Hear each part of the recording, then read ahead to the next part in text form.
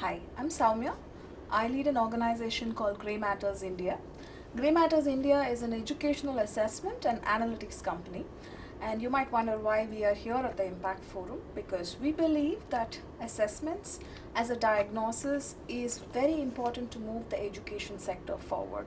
Just like diagnostic industry moved the healthcare industry forward a decade ago. And also, at some level, there is consensus across the education sector that one size fits all approach no longer works. But also, there is no consensus on what size do we fit each child with. So, what is a learning journey that a child should take? How do we personalize this? And that is where our assessments play a very important role. And as NGOs or CSRs or even governments, these assessments are used to benchmark, provide feedback to the system so that they can improve, and also to help continue to monitor the progress of your fund or investment, or for that matter the program or intervention that you're undertaking. At this point, Grey Matters is in 17 states. We assess over 1 million students, and we also conduct impact assessments for over 70 different organizations across the country.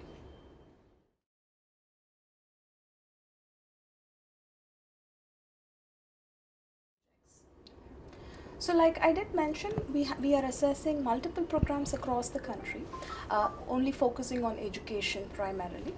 And we look beyond learning outcomes. We do look at, say, teaching quality. We do look at student engagement. We look at parent engagement and a lot of different things. But our premise is that if you are intervening in education, it has to percolate down to learning outcomes. And our experience in measuring impact of CSR or other initiatives that are rolled out in government and private schools is that measurement of impact drives a certain sense of discipline in the people who are working on the ground. And this is not judgmental in any way. It is a way of taking stock. It is a way of understanding whether what you're doing is actually working, and then feeding that back into the system. I'm sure all of you use a Fitbit or a fitness app, right? It's not like you're walking 10,000 steps when you start using the app, but usually there is an incremental improvement because you're watching how much you're walking, right? It's similar to that, and therefore designing a CSR program that measures impact and the right kind of impact. A lot of times we notice that impact is measured through inputs, right? I did this many hours of work. We did these many trainings. That's a great way to measure your process, but it is not a great way to measure real impact. Impact has to be measured in outcomes or outputs, and that is.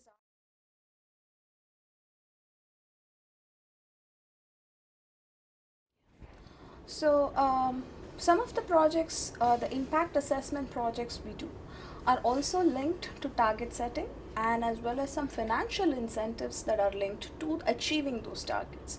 So, for one of the programs that we did, it was with a school financing company which works with affordable private schools. Affordable private schools target the lower economic segment of the society, and they're English medium schools and private schools, but they need loans to improve themselves, whether it is to put in a digital solution or build another bunch of classrooms. And with this organization, what we did is whenever they were giving out a loan, we went and assessed the school and said, hey, this is where you are now. We are not saying this is good, bad, anything. We're just saying this is where you're starting off. You're starting a race. Now we think if you're running for a year, this is where you should be, right? And this is based on all the data that we've collected so far. So we think this is your target. Next year we'll come back and look at it, and let's see where you are, right? And the loan company promised a rebate on the interest rate if they were to achieve those targets. It's very interesting, right? So you're actually measuring impact and you're incentivizing them to create that impact. Actually, there's no other intervention actually happening. And interestingly, when we did this, we saw that over 55% of those schools achieved the targets we set for them in terms of learning outcomes. And that has been one of our most successful ways of working, and this is worked in government schools. We also work with a very large $11 million fund called the Development Impact Bond, which is works just like a financial instrument, but it pays out a premium for schools to achieve targets. we're working with government schools in that project, and that's a 4-year project that we are working on.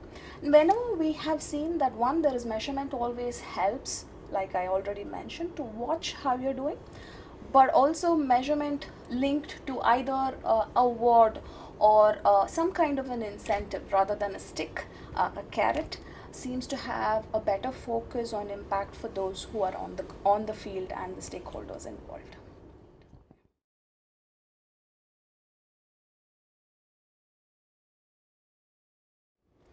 So, well, this developing impact-based projects is actually a fairly nascent space, especially in education, because we are trying at this point to standardize what to measure and how to measure those, and it's not always easy because there are philosophical differences, but I think there is a movement in that direction at this point. There are a lot of challenges, obviously, because there is not very much clarity, and that is one of the things we want to achieve. Like I mentioned, what is the measurement scale we want to use in the education sector to measure impact, and that is precisely the job we are in. And this is also important in the larger scheme of things, because this kind of data, because very little data or very little comparable data exists in education in India, and we are working with around 3 state governments at this point and multiple private players.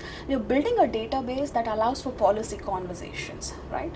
So anyone who is in the CSR field, it is important for you to treat the data as not just for your organization. It can contribute to a larger change in the country by making sure that your data is, first of all, data collection is designed correctly, and it's analyzed appropriately. So while it is an evolving space, please do talk to someone who has worked in a proper impact assessment, in a formalized way, and ensure that your impact assessment is very robust, because that way it can have a much longer term impact than the shorter term impact that you're already having.